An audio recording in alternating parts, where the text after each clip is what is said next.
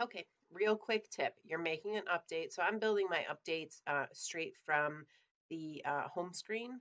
Okay, and I have a list. This is my daily update that tells students what they need to do, but I want to add a link to a video directly here.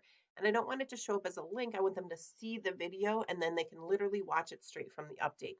So let me show you what that means. I'm going to go to resource and I'm going to go to apps. Now I have already added YouTube and that's the one that I need. If you have not already added YouTube, then you're going to need to go to the App Center and locate YouTube right here. And then you're going to need to click on this and then you're going to need to add it. Okay. But I'm going to go back to the screen where I was. Right. And I'm trying to add an update. Okay, and I'm just going to need to grab the text again. So I have my text for updates already copied in my plans, which just saves me a little time in the long run. And I'm going to copy the link to the video. So I could search for the video in YouTube.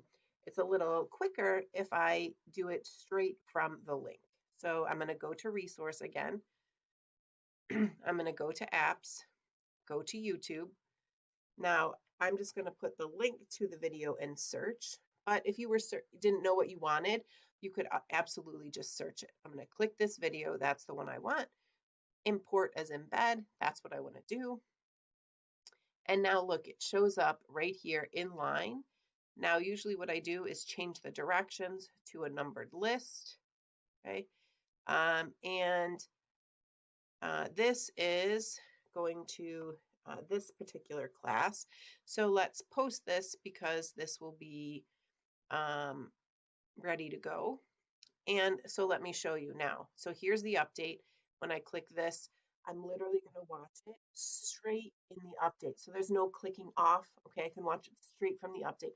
This is a huge benefit. Okay, absolutely outstanding, and save students from having to click back and forth. Also, it's a great visual reminder that they do need to watch that video.